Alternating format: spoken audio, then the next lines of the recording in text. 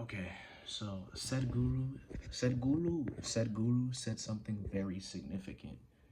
I'm always gonna quote this guy because in my life specifically, he's been the most beneficial person, individual, aspect of life, person, whatever that I've been involved with, because he's, as far as I'm concerned, the only alive societal based like guru out there.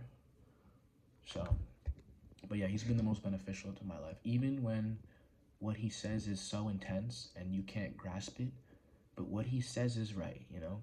And he mentioned one aspect that is allowing me to have the courage to face the demons that come up on the spiritual path. Not, actually seeing shit, because that's probably a different level, but just the emotional pain that and all the, bind all the knots that you've knotted yourself up in terms of whatever you place in there through unconscious activity. He said something about destiny is like that most people, I'm paraphrasing, but most people are only conscious of less than 1% of what they do in a day. This is why they're destined. This is why life feels like destiny and that they can't change their destiny. I'm paraphrasing. But this is essentially what I picking up from what he was saying. So most people only are aware of 1% of what's going on in their life. From the way that they're breathing, from the simple way that they're thinking, even thoughts, is very a minuscule amount of what the fuck is actually going on. Moment to moment too. So depending on how much you want to control, not control, but take control, take life into your own hands. Depending on how much you want to take life into your own hands, depends on the degree of awareness and consciousness towards everything within you and everything within your life. But most people, they wake up, they check the phone without thinking. They just do all this shit. They react. They're just reacting to everything, so their life feels like destiny. And maybe if you get lucky, then it falls into place. But if you become more conscious about every single thing that's happening within you, then your destiny becomes yours. And I'm paraphrasing a little bit because this is from another video, but even to take charge of, like, he said something along the lines of, if you take charge of your thought and emotion, then I think it's like 25% you can influence your life. Given that most people are only in the 1%, and if you can take full responsibility for your thought and emotion, to influence 25% of your life is probably fucking huge in terms of what you can do in your life. Something definitely beyond it, but there's still, he said that obviously there's still aspects that you don't know. But I say this to say is that he's really inspiring me to look at my quote unquote negativity. I say what, because it's not, you're not supposed to look at it as negative, as anything, but the emotional pain that I feel, the fucking dread that I get good whiffs, I get dread. But he's allowing me to not judge the dread and not be scared of the dread and the fear and the pain that I get in the spiritual journey, because a lot of pain in the spiritual journey comes up, a lot of tremendous pain, tremendous suffering, tremendous next level emotional fucking pain, bro. And he's allowing me to pay attention to it, to be okay with it. Not necessarily be okay with it, but just to not do anything with it, to not judge it, to not push it down, to fully accept it, And if you can fully accept the pain and emotional pain, then you get to a sort of conscious state where everything becomes sort of blank. And let me give an example. Like today, when I was sleeping, I woke up from my sleep and I felt very agitated because there's a train that lives right next to my house. But in that agitation, right, I decided to just close my eyes, and I just laid on my back with my head on my pillow and closed my eyes. And I was just focusing on not on the agitation, but just on the third eye area. And I was just like paying attention. a lot of pain, but I wasn't, it was painful, but I was accepting the pain, you know? And even for, and then after a while, I entered into a state where I get every now and then where you get into a deep focus and you're kind of above your body. The sense of body kind of goes away, and now you're just here in this space. You get that sense, and it can just go into deeper, ever expanding sense of like body is gone. So I was in that. It feels like you're fucking going into some shit. It makes no sense. I can't explain it. But in that little thing, for I don't know what it was. Maybe it was like 2 minutes, but to me it felt like 5 seconds. But but usually when somebody's in a pure state of enjoyment, time goes by fast. So I'm not sure exactly how long I was in it, but to me it felt like 5-10 seconds. But that 5 to 10 seconds, there was an explosion of emotion before, and in that explosion of emotion, my thoughts went absolutely fucking fast. And what was happening was I was starting to identify with thoughts that were saying, "Oh, but the joy is not what you're supposed to focus on. Remember, the joy is not what you're supposed to focus on." Because I know that people get stuck into the bliss aspect of like consciousness, and that's not what you. So if you want the truth, you don't focus. You don't get identified with the bliss. And I noticed that I started getting identified with the bliss.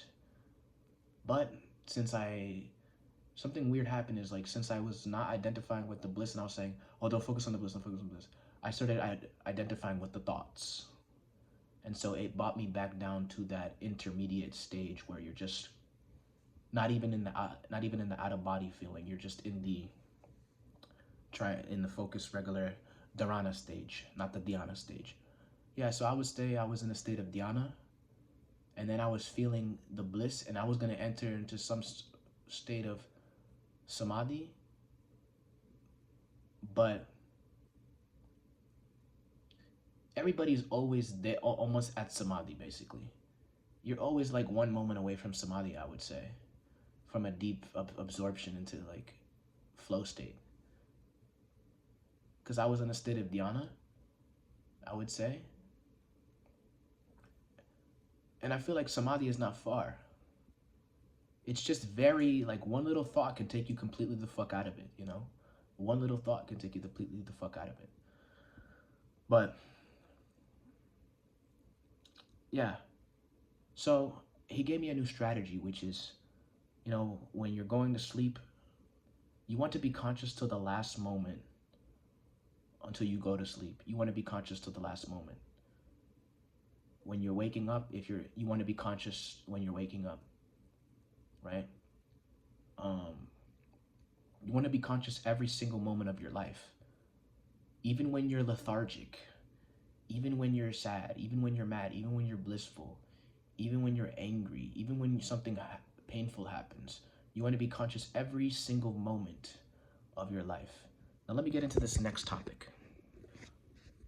So in this conscious sphere of you just being conscious of everything, you can place identities within the sphere of not like the nothingness that you are. You can place a faceless identity, a face identity, because what's going on now, the life that's going on right now, is a set of impressions and identity. That's the life that you're living. It's just an identity,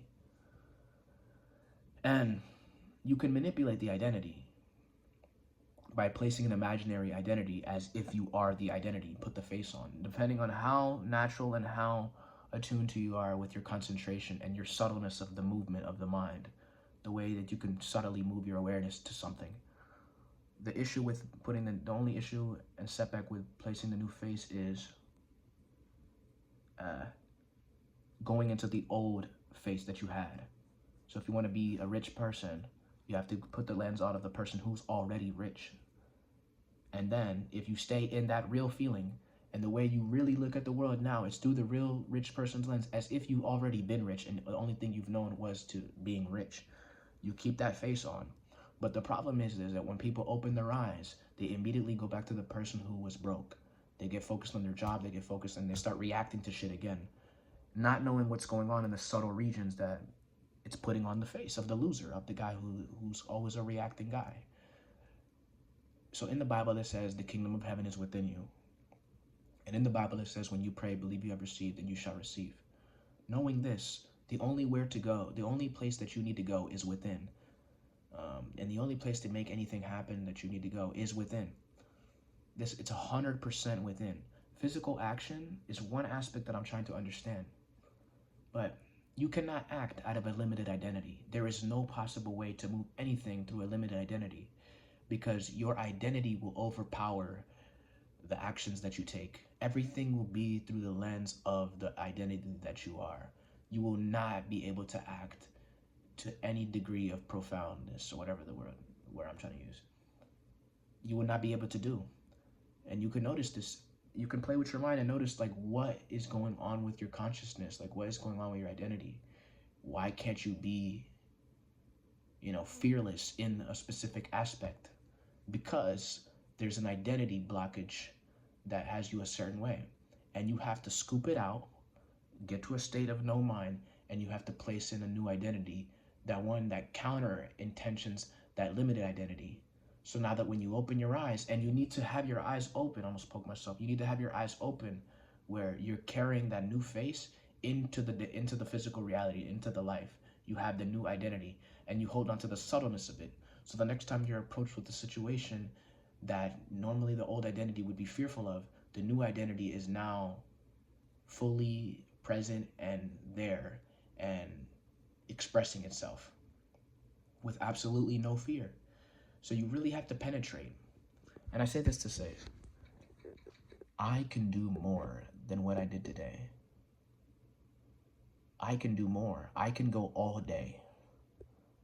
This is the degree of willingness that it takes to really change, is you need to be able to go all day long, being conscious, not mentally alert, not anxious, but fully being aware all day. You need this level this degree of attention to make anything significant happen in your life. You need to be able to be conscious all day, through the pain, through the suffering, through all of it. You need to be fully conscious, through the lethargy, through the laziness. You need to be conscious in all of it. And you need to be conscious of what face you're wearing, and if you want to wear a face. But to interact with people, you need a face. This is where life begins to feel like a play, and life is like a dream. If you notice, if you ever did a lucid dream, you're free in the lucid dream. Whatever face you want in the lucid dream, you can have. You can snap your fingers, you can think a certain way, you can project yourself a certain way, and it happens in the lucid dream. Physical reality is literally just like that, just with a solid, more dense display. But in terms of your experience, and the what happens, and the way you move, and what manifests, it's the same degree. You just have to be a little bit more intense and a little bit more on top of it in the solid reality, because things are a little slower in solid reality. But depending on your level of intention and your level of attuneness with the thing, and lack of counter intentions, the ability to manifest, the ability to create something could be so fucking significant. It's absolutely fucking tremendous. You can be completely unknown to somebody who's touching the furthest ends of the earth in less than a month. Especially now with the internet in 2025. Come on. Anyways, this is all I have to say. I can do more. I can go all day. Be good.